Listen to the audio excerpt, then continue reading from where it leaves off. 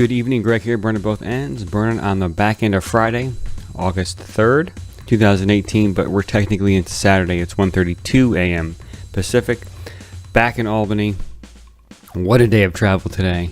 So we left from Myrtle Beach, 12:50 flight, on time, looking good. And then we were connecting through Charlotte, so Charlotte was delayed an hour, which wasn't a big deal, and there was a little extra half hour tacked onto that just on the tarmac.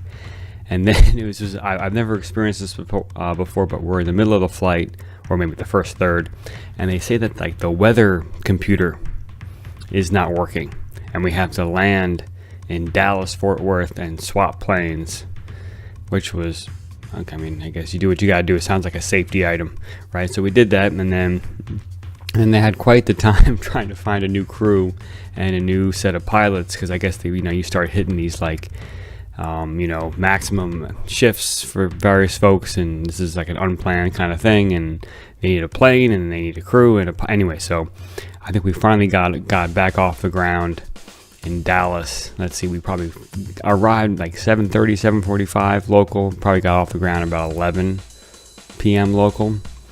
And then so finally rode into SFO, touchdown at about midnight local time. So, and I got to give a lot of credit to my girls. They did a great job. The behavior was, mostly very good, but there was a couple spazzes actually at Dallas Fort Worth. There was some energy to get out while we're sitting there waiting at the gate. So, but they did a great job. A lot of credit to them, and I'm just glad that we're back home safe, back in Albany. Great vacation, great couple days with my parents. Great trip up to New York City for the Ense party. I'll be doing a much longer post about that. And we just, we did the beach, we did the pool, we saw some live music, a lot of good food with my folks there. So awesome time. It's really nice to see them. I feel really lucky that I have such a good relationship with my parents, and that we're in such a good spot where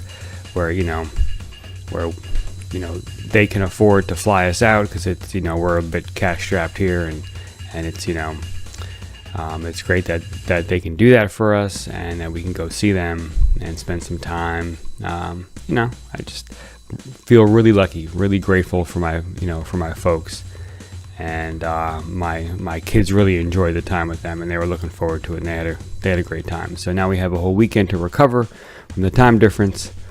All right, everyone just went to sleep just a few minutes ago, so we got to get back on the the weekly schedule, the weekly bedtime schedule. So should be a good weekend. I'm not sure if we have much planned, but you will hear about it. and let's see what else is going on from the business side of things. A lot of thought. I started reading this book. I have the cover here. I don't have the the books in my bag. Crossing the Chasm. Pretty cool book. One of the interesting things I'll point out that I've learned already, I'm just in the first 50 pages or so, is when they define like what a market is. Like you got a market for that product or something. So one of the key things that I never really thought about, but it certainly makes a lot of sense now that they mention it, is a true market. The folks within that market have a way of communicating with each other about what kind of what they're up to, and what products they're using, and what services they're using. That's kind of like that referral network. And so and it explicitly said, if there's no real communication between folks within a market, then you have different markets.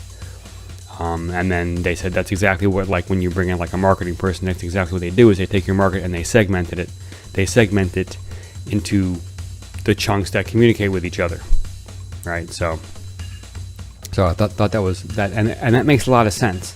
It makes a lot of sense when you think about referral marketing and kind of this whole concept of like building momentum and getting the word out, and like how does that word travel amongst the market? It travels amongst the market because there are these already laid out communication lines, and figuring out what they are.